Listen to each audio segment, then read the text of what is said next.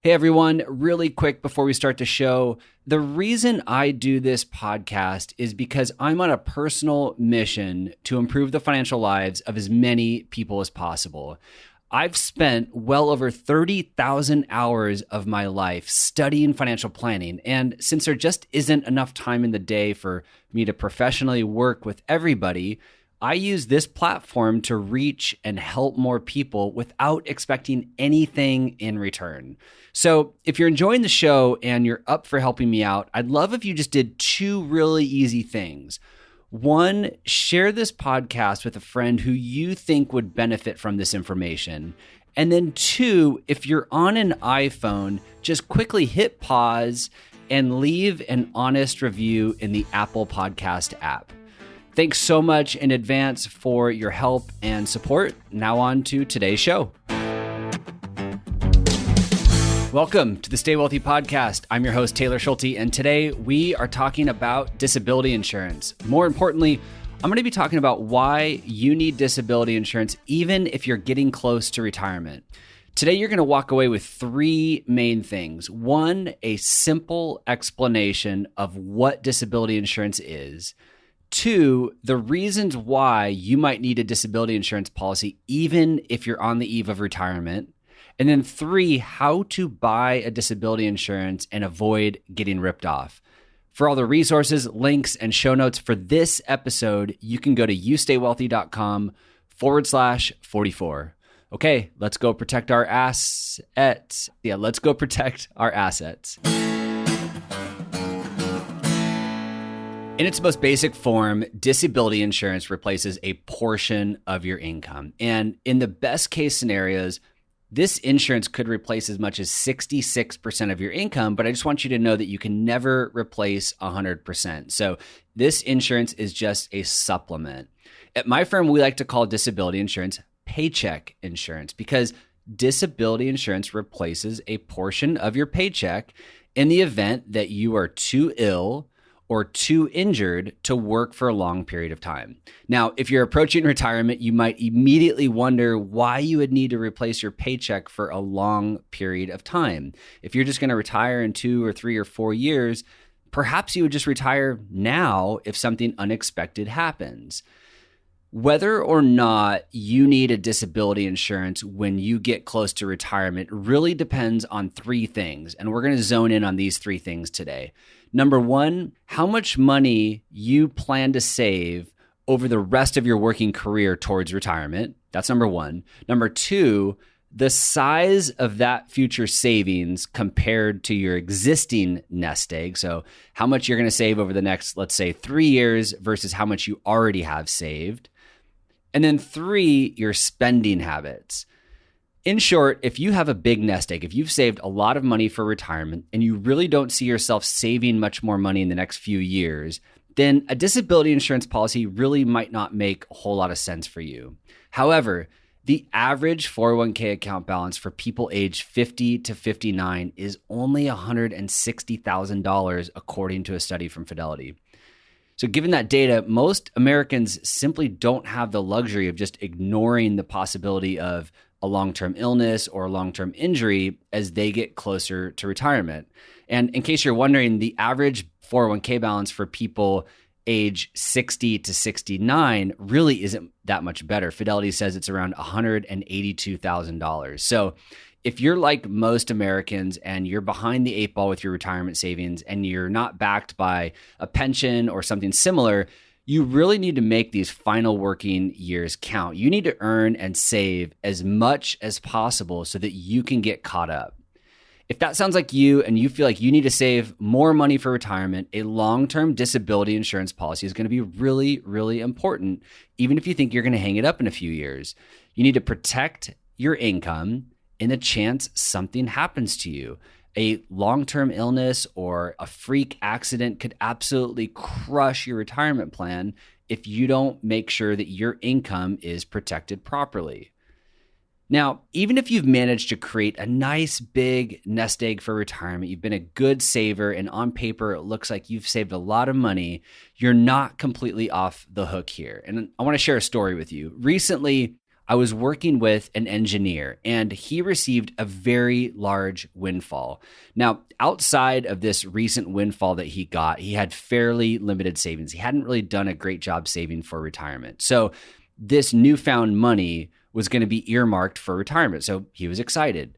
Now, although he had 7 figures to his name from this windfall, which could easily provide a pretty good retirement for most of us, he had really, really terrible spending habits. And when we crunched the numbers, we figured out that this newfound money, even though, again, it's a nice 6-figure or 7-figure check, we crunched the numbers and figured out it really wasn't going to last him long if he maintains his current lifestyle into retirement. His spending rate meant he would just blow through this new money really quickly if he were to go ahead and retire today. For this gentleman, you might be thinking, well, the simple solution is just, why doesn't he just spend less money? Why doesn't he just change his lifestyle a little bit? And while that sounds simple, and it definitely is a solution, it can be extremely challenging for people to change their habits this late in life, especially if it would impact their perceived quality of life. Maybe you don't think this person needs a 2-story, 5,000 square foot home, but that's what he thinks he needs. That's what he's used to living in. And for him to just change that overnight is really, really challenging. You might have heard me say on past episodes, our behaviors and attitudes towards money are formed as early as age 7. Like that's when we're learning this stuff. And, obviously a lot of it comes from our parents. So changing your spending behavior or investment behavior or any of this stuff at age 55 or 60 is extremely challenging and extremely rare. We kind of just are who we are at that point. So in the absence of a really solid financial plan and probably a really good professional in the picture to hold this gentleman accountable to track and decrease his expenses, a long-term disability policy is pretty much a must for this individual because he simply can't afford not to have the income that he's used to having. So for obvious reasons and for all the reasons I just mentioned, we suggested that this client purchase a long-term disability insurance policy while he continues to work and save more money for retirement. So even if you've managed to save a good chunk of money for retirement, on paper, it looks like you've done a really good job. It really is important to take a close look at your spending habits to make sure that you can maintain your current lifestyle or at least something close to it through the end of your life. If spending is going to be an ongoing challenge for you, a long-term disability insurance policy is going to be really, really important in your final working years. If you're listening to this and you're in agreement that a disability insurance policy makes sense for you or might make sense for you, it's possible that you think you're already properly covered through your employer. A lot of people tell us, well, I already have a long-term disability insurance through my company. They pay for it. They provide it. However, most employer-provided disability insurance plans just simply aren't sufficient. So I just want you to know that most employer plans aren't enough. Sometimes they cover less than half of your income, which definitely isn't enough. However, even if your employer allows you to buy additional protection, which is really common in employer plans, they'll say, hey, we'll give you 40%, but you can buy up to 60%. So that's really common. But even if they allow you to do that, most company policies have what's called an own occupation definition of only 2 years. Now, this is an issue, and I want to explain with a very, very hypothetical example why this is an issue. So let's say that I'm an accountant at a big corporate accounting firm, and in my spare time, I like to practice juggling chainsaws. Yes, chainsaws. Just stay with me here. During one of my chainsaw juggling performances that I'm doing on the side, I injure my hands, go figure.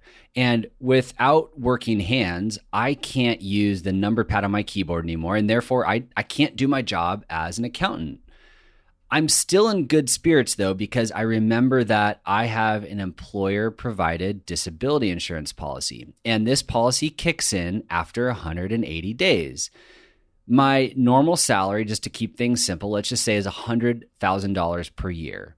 And since I was smart and I purchased the additional protection, they pay me $60,000 or 60% of my paycheck, which is something I can survive on. You know, I'm used to $100,000, but I'm injured. I'm probably not doing much. So $60,000 is something that I can survive on.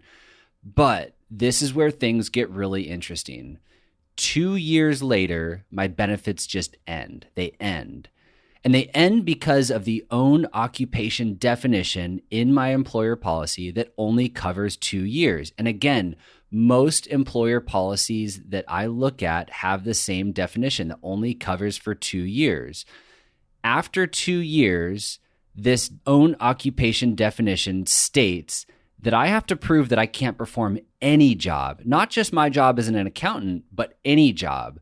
So I might not be able to be an accountant because I can't use my hands and I can't crunch the numbers, but maybe I could find work as, let's say, a door greeter at Walmart, since I don't need my working hands to do that job. If that's the case, then I can perform a job, any job. I'm able to be a door greeter. And if that's the case, my company would turn off my disability insurance after those 2 years, and I would now be earning the salary of a door greeter, which is fine, but it doesn't come anywhere close to my 6-figure salary as an accountant that I've been so used to. Not only am I going to have a tough time surviving on this new income, but now my retirement is truly in jeopardy because I don't have any extra income to save for retirement. And because most employer-provided policies I see have this issue, it's really, really, really important to supplement your policy with a private insurance policy to make sure that you have really good protection. And you can shop for private long-term disability insurance policies anywhere you choose, but you can look at sites online like Policy Genius. There's a bunch of them, but that's just one to consider. You can also shop with a local financial professional or insurance agent that you trust. Now, a few things when you go out shopping for disability insurance. First, I want you to make sure that you look up the ratings at a company called AM Best. AM Best is a ratings company. Look up the rating of the insurance company that you're considering and avoid any insurance company with a credit rating below A. I also want to make sure that you shop around with at least 3 different companies. So maybe there's a financial professional in your town or an insurance agent in your town that you really trust, and that's great. And you can get one quote from them. And yes, I know they're going to shop a bunch of different companies. That's fine. But go to them. They're one. But I also want you to go to 2 other people or 2 other places to get some additional quotes. So make sure you shop around with at least 3 different people or 3 different companies. And when you're getting this quote, when you're requesting a quote for disability insurance policy, I'm going to give you some features that you're going to want to ask for to make sure that you're properly covered. And there's 6 of them. So maybe you're driving or working out or something right now and you don't have time to write them down. They are really important. So I'm going to link to them in the show notes. These are the features that you're going to want to ask for when you're getting this disability insurance quote, this long-term disability insurance policy quote. The first is, we just talked about it, an own occupation definition that doesn't change, right? We don't want it to end after 2 years or change after 2 years. So number 1 is we want an own occupation definition that doesn't change. Number 2, we want a cost of living adjustments so that our payments from the insurance company increase with inflation. $1 today is not $1 tomorrow. So we want to make sure there's a cost of living adjustment that's part of that disability insurance policy. Number 3, we want benefit coverage up to age 65. So make sure you look for that number and ask for that feature. Number 4, we want it to be a non-cancelable contract. Sometimes the insurance companies have the option to cancel the contract. We don't want that. We want a non-cancelable contract. Number 5, we want the biggest and longest deductible you can afford. So if you have a really nice rainy day fund, you have cash set aside and you can afford a high deductible and you can afford to wait maybe longer than 180 days. Maybe you can wait 360 days until your disability insurance policy kicks in because you have this cash savings on the side. You can afford to increase that. And by doing that, you're going to have a lower premium. So depending on how much cash savings you have, you may be able to extend the time in which your policy kicks in. Again, my example was 180 days, but you can push it out to 360 days, meaning you have to wait 360 days for your disability insurance policy to kick in. And again, that will lower your premium. And then lastly, a feature that is a partial disability provision. And this is so that you can work part-time and still receive your benefits. That's called a partial disability provision. And again, these are 6 features that I think are really important. So when you go out shopping for disability insurance, make sure you ask for these 6 features, or at least talk about them with your insurance agent or the company that you're shopping with. So again, I'll link to all those in the show notes with some additional resources.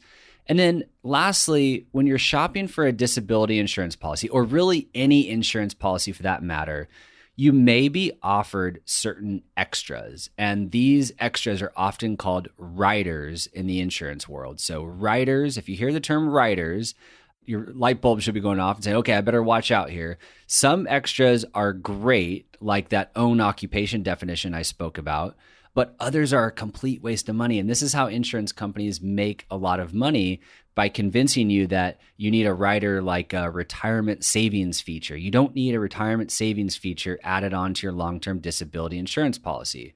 So when working with an insurance agent or company to purchase this disability insurance policy, make sure that that agent understands exactly what you want from that policy. And again, you can use that list of features as a starting point, and then you're going to need to carefully review these proposals. Don't just take their word for it, because again, they will sneak in these extras, these riders in there to make a little bit extra money. So tell them what you want, get your quote, and then make sure you review the policy proposals. Now, I can't tell you how many times we've requested to review the full policy proposal, and they'll send us a 2 or 3 page snapshot. That's not what you want. You want the full policy. You want to read the fine print and make sure that there are no extra riders in there that you don't need, because that's going to increase the cost of insurance.